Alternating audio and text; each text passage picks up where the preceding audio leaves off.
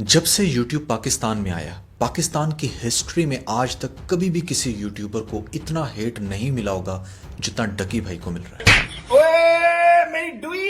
और YouTube की history में आज तक किसी भी यूट्यूबर को इतने लोगों ने अनसब्सक्राइब नहीं किया होगा जितना आजकल डकी भाई को कर रहे हैं। तूने 2000 से 3000 सब्सक्राइबर लॉस किए हैं। आज तक पाकिस्तान की यूट्यूब हिस्ट्री में किसी ने सब्सक्राइबर लॉस नहीं किए। पता है इस बात का? नेक्स्ट टाइम अपने आप को नंबर 1 बोलना हो ना तो ये कहकर कि मैं नंबर 1 बंदा हूँ जिसने सब्सक्राइबर लॉस। और ये वो सिलसिला है जो थमने वाला नहीं है। आज के इस वीडियो के अंदर मैं आपको 2 + 2 = 4 जितना इजी यह फॉर्मूला है इतने ही सिंप्लीफाइड मैनर में बताने वाला हूं कि डक्की को इतना हेट क्यों मिल रहा है और कौन है इस सारे मेस के पीछे। रात के 3:30 बजे मेरे घर में 20 से 30 पुलिस वाले आते हैं और ये तीनों मुझे मारते जा रहे थे और वो वीडियोस बनाते जा रहा था। मुझे माफिया मांगने पे मजबूर किया, झूठी कस्में उठवाने पे मजबूर किया, फलाना फेमस यूट्यूबर तेरा अब्बू है। 2017 पाकिस्तान में YouTube की हिस्ट्री का सबसे बेहतरीन दौर था। मुझे पता है कि बहुत से लोग पाए नहीं खाते, लेकिन लाहौर आए हो, रोड ट्रिप पे जा रहे हो, पाए तो ट्राई कर ही सकते हो ना। देखो ज़रूरी नहीं है, लेकिन अगर कर लो तो अच्छा है। मैं तो ये सजेस्ट करूंगा कि कर लो और पाए ट्राई करने के बाद निकलो कलर कहा की तरफ। व्लॉगिंग में आपको इरफान जुनेजो और मोरू जैसे लोग नजर आते थे जिनकी वजह से पूरी दुनिया में पाकिस्तान का इतना पॉजिटिव इमेज गया कि बाहर से फॉरेनर भी आए और यहाँ पर आकर व्लॉगिंग करते नजर आए। I'm in Pakistan for the second time. और इन्हीं यूट्यूबर से इंप्रेस होकर यूखानो जैसे न्यू कमर्स आए जिन्होंने उससे भी बेहतरीन तरीके से व्लॉगिंग करके ये बता दिया कि भैया पाकिस्तान व्लॉगिंग में बहुत जल्द इंडिया क्या पूरी दुनिया को छोड़ने वाला पीछे।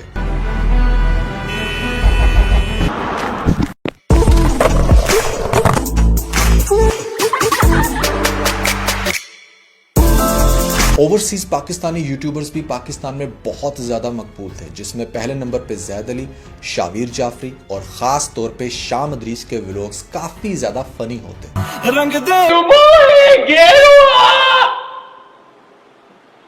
अब पता चला ना हमारे कानों को कैसा फील होता है। ओ मत गाया कर यार, मत गाया कर।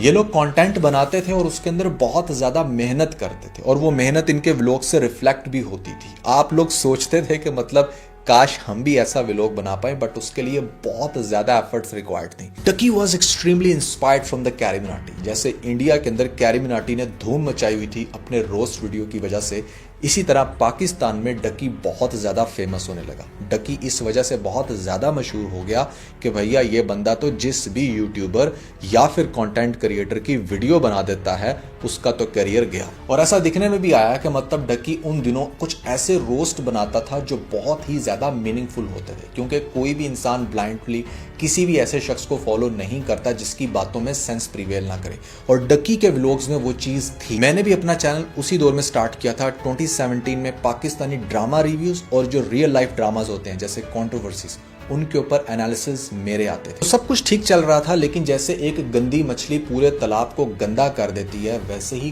कुछ चंद यूट्यूबर्स ने पिछले 5-6 सालों में इतना घटिया कंटेंट बनाया कि पाकिस्तान का नाम बदनाम करके रखा। मतलब आज से 8 साल पहले 2017-18 में जहां हम लोग ये इमेजिन कर रहे थे कि इंडिया से अगर गूगल सुंदर पिचाई को एज ए CEO ले सकता है, तो भैया पाकिस्तान में भी कोई अल्लाह का बंदा कम से कम 5-6 साल बाद CTO तो लग ही जाएगा। जब गूगल ये देखेगा, यूट्यूब ये देखेगा कि भैया इस कंट्री से बहुत ही अच्छा टैलेंट उभर कर आ रहा है, यहाँ से काफ़ी बड़ी ट्रैफिक आ रही है जैसे इंडिया से आती है, तो वो लोग, वो कंपनीज उनको फेवर करते हैं। तो हमने भी बहुत कुछ सोच के रखा था, लेकिन इन घटिया यूट्यूबर्स ने पाकिस्तान के अंदर वो ट्रेंड क्रिएट किया जिसकी वजह से आज पाकिस्तान में सोशल मीडिया पे सवाए आपको नेगेटिविटी के और कुछ नजर नहीं आता। शाम अदरीस आज 7 साल बाद आए हैं और ये बात एक्सप्लेन करने लग रहे हैं कि जैसे उनके साथ बहुत ज्यादती हुई थी उस दौर में, और आज डकी के साथ जो हो रहा है दैट इज कार्मा। लेकिन इसके पीछे सच्चाई कुछ और है, इसके पीछे फैक्ट्स कुछ और हैं जो मैं आज आपको बड़े अच्छे से एक्सप्लेन करने वाला हूं, क्योंकि बहुत सारे लोग इस कंट्रोवर्सी के बाद मेरे भी कमेंट सेक्शन के अंदर आकर ये कह रहे थे कि भैया आप तो डकी को बड़ा सपोर्ट कर रहे थे, आज आप ये बात क्यों कर रहे हो। इसका आंसर मेरे पास बहुत ही सिंपल है कि भैया जैसे डकी को मैं उस टाइम सपोर्ट कर रहा था जिस टाइम ये बहुत ही ज्यादा वैलिड बातें करने लग रहा था, आज तलहा और इसके साथ बहुत सारे दूसरे यूट्यूबर बहुत वैलिड बात कर रहे हैं, तो हम वैलिड चीज को सपोर्ट करते हैं। सो डकी चूंकि रोस्ट करता था बहुत ज्यादा और डिफरेंट कंटेंट क्रिएटर्स पे रोस्ट करता था, और वो ये चीज फील करता था कि अच्छा कहाँ से उसको ट्रैफिक ज्यादा मिल रही है। प्राइमरली उसके सारे के सारे जो रोस्ट होते थे वो इंडियन कंटेंट क्रिएटर पर होते थे। अगर वहां से कोई भड़कता भी था तो वो यहाँ तक पहुंच नहीं पाता था, तो वो बड़ा अच्छा धंधा चल रहा था। फिर क्या हुआ कि यहाँ पर जब देखा कि भैया शाम इदरीस के काफ़ी व्लॉग्स देखे जाते हैं, क्योंकि इसके बहुत सारे शॉर्ट वीडियोस थे जो शायद आपने कभी देखे हों 1-2 मिनट के, जहाँ पर ये अपनी फ्रोगी वाइफ के साथ बहुत ही इंटरेस्टिंग कंटेंट बनाता था। तो ऑब्वियसली उसके ऊपर यहाँ पर हमारा जो रोस्टर था डक्की उसको रोस्ट करता था और बहुत ही वाइल्ड हो जाता था रोस्ट के अंदर, जो शाम इदरीस से चीज़ बर्दाश्त नहीं हुई। हाँ, उसको मैंने ईमेल छोड़ा कि यार मैं डक्की भाई यूट्यूब चैनल है मेरा, ये वो तो आप पे रोस्ट वीडियो बनाना चाहता हूँ, ओके है। तो उसका रिस्पांस नहीं आया, लेकिन मैंने फिर सोचा यार बड़ा यूट्यूबर है, उसको फर्क नहीं पड़ेगा। आगे मुझे फेसबुक पे स्ट्राइक, वो मेरी जिंदगी का पहला स्ट्राइक का आप कह सकते हैं एक्सपीरियंस था। शाम इदरीस ने हाँ, मैसेज पे ये भी कहा था कि I will remove the video, आप स्ट्राइक टेक बैक ले लो और मैं यूट्यूब से भी हटा देता हूँ वीडियो, और मैं I will not mention you again. ये सारी मैंने वीडियो में दिखाई हुई है ईमेल शीमेल। देखिए मैं सिर्फ एक बात कहता हूं कि अगर आप सोशल मीडिया पर एक दफ़ा आ गए ना, तो आपको हर तरह से क्रिटिसिज्म बेयर करना चाहिए। शाम इदरीस ने उस टाइम उस क्रिटिसिज्म को बहुत ही ज़्यादा पर्सनल लेवल पर ले लिया और डकी को उसके फेसबुक पेज पर स्ट्राइक भिजवा कर, उसका कोई 2-2.5 लाख उस टाइम फॉलोइंग थी, जो कि उस टाइम काफ़ी ज़्यादा फॉलोइंग मानी जाती थी, उसका वो पेज उड़वा दी। डकी ने ऐसे बहुत सारे प्रूफ शेयर किए थे जहां पर वो उससे रिक्वेस्ट करता रहा कि उसका ये पेज बहुत मेहनत से उसने बनाया है, चाहे रोस्टिंग करके ही, तो इसको रिवर्ट कर दिया जाए। बट शाम इदरीस ने उस टाइम उसकी बात नहीं सुनी। एक बहुत ही वैलिड पॉइंट था डकी के पास, इसको काफ़ी सिंपैथी मिली और उस सिंपैथी में इसको इतने सारे लोगों ने सब्सक्राइब किया कि गालबन 2-2.5 लाख ही इसके सब्सक्राइबर थे फेसबुक पे, जो कि अराउंड 1 मिलियन के पास जाकर स्टॉप हुए। तो डकी का जो पहला 1 मिलियन का छक्का लगा था यूट्यूब के ऊपर, वो इसकी सिंपैथी की बेस पर लगा, और साथ साथ ये बंदा कंटिन्यूसली टिकटॉकर्स को रोस्ट कर रहा था। अब रोस्ट बहुत वाइल्ड होते थे इसके, जैसे शाम इदरीस ऑफेंड हुआ, इसी तरह बहुत सारे टिकटॉकर्स भी इससे ऑफेंड होने लगे। फिर क्या होता है ना कि डक्की को एक दफ़ा किसी रेस्टोरेंट में कोई आता है डाले पर, और वहाँ पर आकर शायद इसकी कोई चित्रोल करता है या इसको डराता है, धमकाता है, गन पॉइंट पर इससे कुछ ऐसी बातें करता है, जिसके बाद डक्की घबरा जाता है और वो ये बात सोच लेता है कि अब उसने रोस्टिंग नहीं करनी, अब वो करेगा कुछ और वो होगी व्लॉगिंग।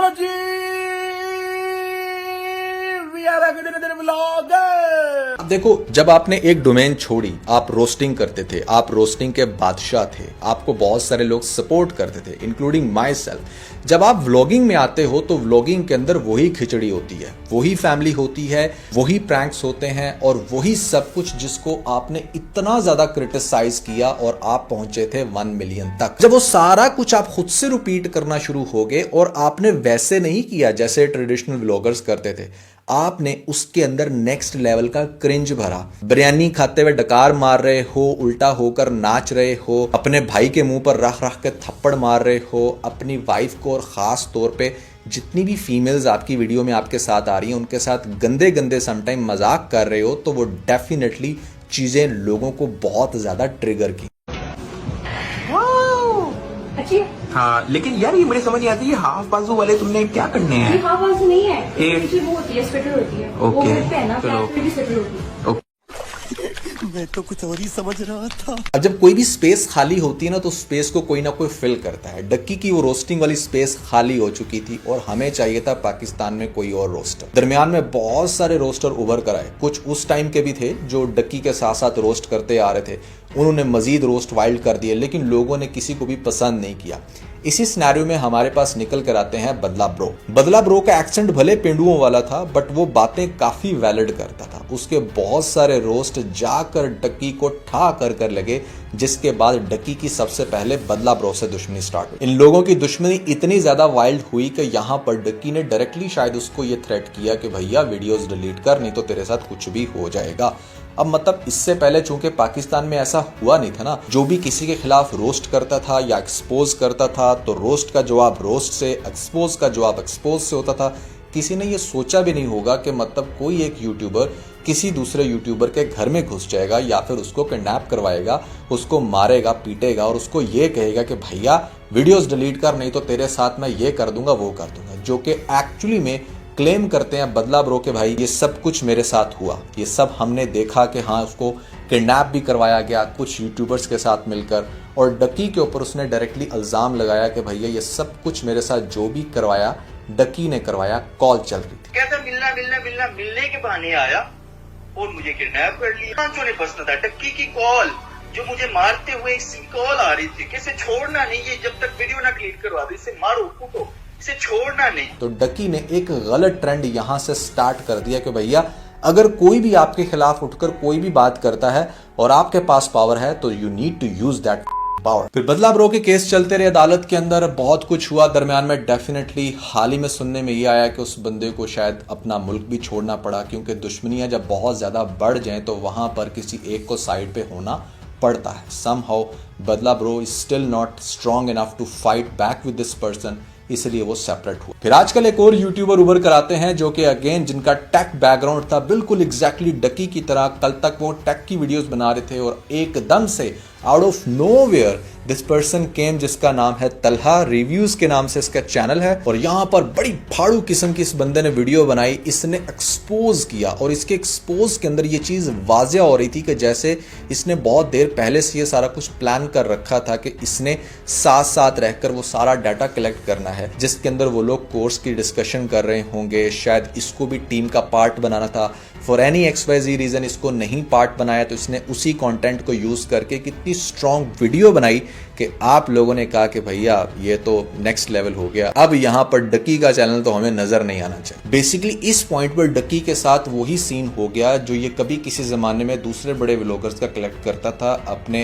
रोस्ट के अंदर उसके वो वॉइस नोट चलाता था, उसके ऊपर फिर डिस्कशन करता था। एक बड़ी स्ट्रॉन्ग फैन फॉलोइंग इसको यहां से मिली, और वही चीज अब डेफिनेटली रिवर्ट हो रही है दूसरे व्लॉगर्स की तरफ, जो लोग आज डक्की को उसकी असलियत बता रहे हैं कि भैया तुम कहते कुछ थे और करते कुछ और। सो पहली बात, क्या डक्की वाकई घटिया इंसान है या बुरा इंसान है? क्या डक्की जो है वो डिजर्व करता है ये कि उसको एक हफ्ते के अंदर अराउंड 1 मिलियन लोग जो है अनसब्सक्राइब कर दें? तो मेरा जवाब है नहीं जी, बिल्कुल। आज भी मैं कुछ एंड से डक्की को सपोर्ट करूंगा, लेकिन आप लोगों ने गुस्सा नहीं करना, पहले मेरी बात को बड़े तहम्मुल से सुनना। देखो डक्की रोस्टिंग ही कर रहा था और वो पाकिस्तान का सबसे बड़ा रोस्टर था, उसको 2 दफा YouTuber of the year award भी मिला। लेकिन उसके बाद क्या हुआ कि आप लोगों ने उसको थ्रेट करना शुरू कर दिया, आप लोगों ने उसको मारना शुरू कर दिया, आप लोगों ने उसको इतना डराया धमकाया कि वो डेफिनेटली मजबूर हुआ कि अब उसे अपना कंटेंट चेंज करना है। कि डक्की आज इतने क्रिंज कंटेंट बना रहा है तो उस क्रिंज कंटेंट की रीजन क्या है, किस वजह से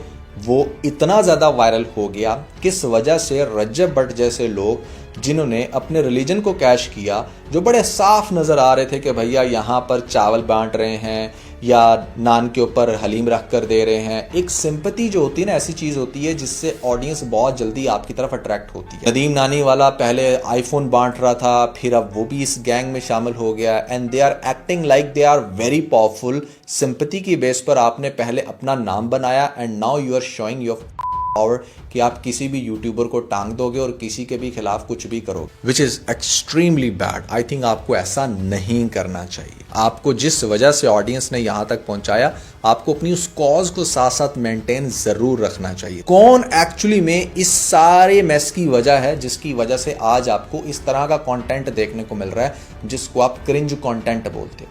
तो भैया इसकी रीजन हो आप सब लोग जो इस टाइम मुझे देख रहे हो।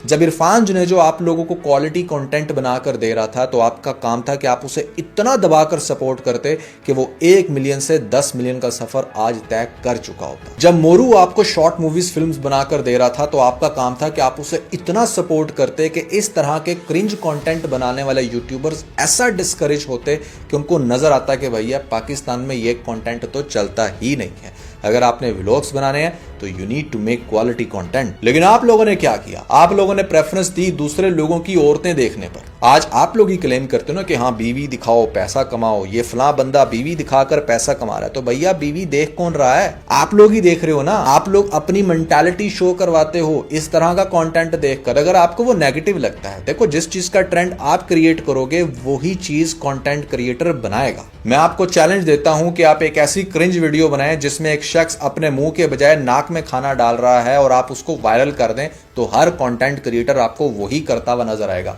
क्यों?